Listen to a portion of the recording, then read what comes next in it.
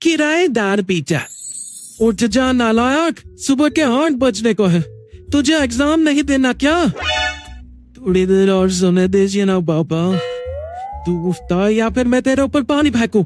रोज गधों की तरह सोता रहता है, पेपर की कोई टेंशन ही नहीं है। और एक हमारा समय था जब हम पेपर में फेल होने के डर से रात भर पढ़ा करते थे, सो ही नहीं पाते थे।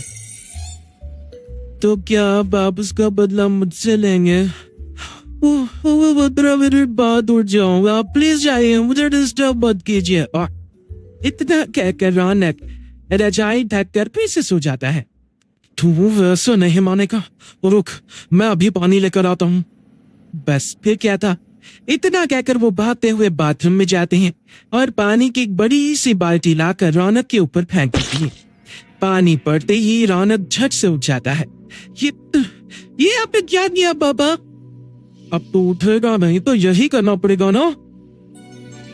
वैसे थैंक्स डैड, आपके कारण ना मुझे नहाने की भी जरूरत नहीं पड़ेगी। चलिए अब आप माँ से बोलकर मेरे कपड़े निकलवा दीजिए, तब तक मैं ब्रश कर लेता हूँ। वैसे कल ना आप एक काम और करना, नहलाने के साथ साथ मुझे ब्रश भी करवा देना। ये ब्रश करने में ना मुझे बहुत आलस आता है। रौनक की बातों से अरविंद का मुंह खुला का खुला रह जाता है। वो अपनी पत्नी कमला के पास जाता है और रौनक की हरकतों के बारे में बताता है, जिसे सुन उसकी पत्नी हंसने लगती है। तुम अपने बेटे को समझाने के बजाय हंस रही हो। रौनक बच्चा है, धीरे धीरे सुधर जाएगा, आप क्यों उसके पीछे पड़े रहते हो? अभी नहीं सुधरेगा तो कब सुधरेगा? 10वीं क्लास में है रौनक, वो अब कोई बच्चा नहीं रहा। अरविंद के इतना बोलते ही बाहर रौनक भी आ जाता है। क्या डैड, मैंने आपको एक कान दिया था, वो भी नहीं हुआ आपसे। अरे क्या हुआ बेटा? माँ, मैंने डैड से बोला था कि वो आपको बोलकर मेरे स्कूल की यूनिफॉर्म निकाल दे, लेकिन मेरे पीछे पड़ने के अलावा इनसे एक काम ढंग से नहीं होता। देख रही हो कमला, देख रही हो अपने लौटले को? अरे आप चुप रहिए जी। चलो बेटा, मैं तुम्हें कपड़े निकाल कर दे देती हूँ। बस ऐसे ही साल पर साल बीतते जाते हैं, लेकिन रौनक के रवैये में कोई बदलाव नहीं आता। वो पहले से भी ज्यादा आलसी और पूरी तरह अपने माता पिता पर निर्भर हो जाता है। 2 साल बाद पता नहीं कहाँ गायब रहता है पूरे दिन। अब तक तो आ जाना चाहिए था। अरे आप इतनी फिक्र क्यों कर रहे हैं उसकी? दोस्तों के साथ खेल रहा होगा, आ जाएगा अभी। ये कोई टाइम है खेलने का? 10 बजने वाले हैं, इतने रात में कौन खेलता है?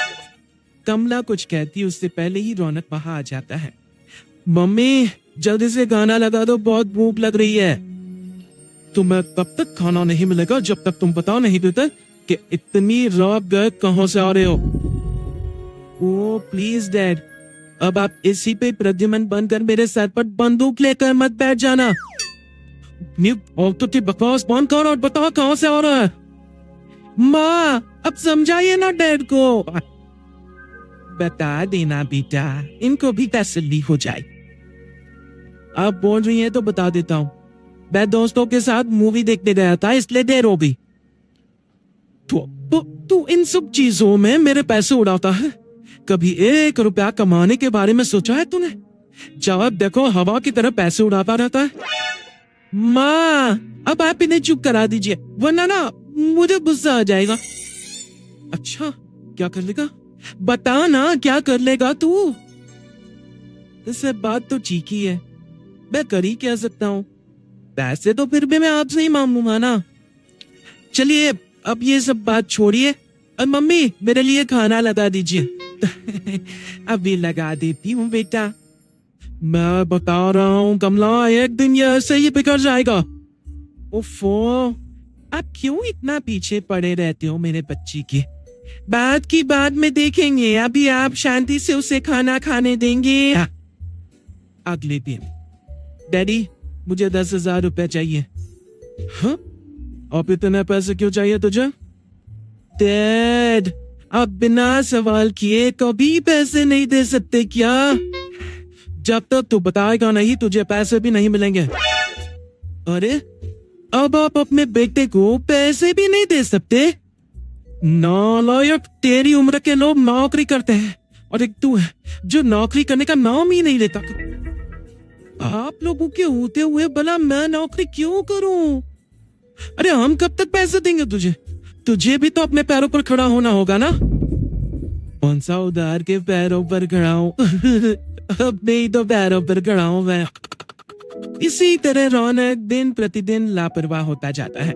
उसकी लापरवाही को देखते हुए अरविंद और कमला अपने बेटे की शादी कराने का फैसला लेते हैं और 1 महीने के अंदर अंदर ही रौनक की शादी मेघा नाम की लड़की से करा देते हैं। शादी के कुछ दिन बाद, रौनक मुझे एक अच्छी सी साड़ी चाहिए, आप ला दोगे ना? क्यों नहीं, कितने तक की आती है साड़ी? यही करीब 5,000 तक की। तुम चिंता मत करो, मैं आज ही डैडी से पैसे मांगकर तुम्हारे लिए साड़ी ले आऊंगा। आप कब तक ऐसे ही अपने पापा से पैसे मांगते रहेंगी? कोई अच्छी सी नौकरी क्यों नहीं कर लेते आप? डैड के होते हुए मुझे नौकरी करने की जरूरत ही क्या है? पर आप ऐसे कब तक उनसे पैसे मांगते रहेंगी? कुछ आपको अपने दम पर भी तो करना होगा ना। अब तुम भी बाकी लोगों की तरह मुझे ज्ञान देना शुरू मत कर देना। साड़ी चाहिए ना तुम्हें, मिल जाएगी बस। इतना कहकर रौनक अपने पिता से पैसे मांगने चला जाता है। डैडी मुझे 5,000 रुपया चाहिए। और 5,000 क्यों चाहिए तुझे? वो मेघा को साड़ी चाहिए थी। अरविंद आगे बिना कुछ कहे चुपचाप उसे पैसे निकाल कर दे देता है। कुछ दिन बाद, तुम्हें नहीं लगता कमला रौनक हम पर पहले से भी ज्यादा डिपेंड हो गया है? मुझे तो अब उसकी भविष्य की चिंता होने लगी है। कल को हमें कुछ हो गया तो वो क्या करेगा?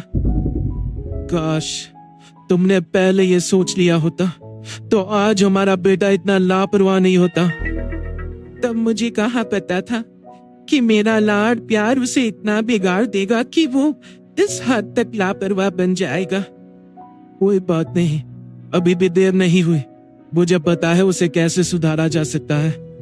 कैसे?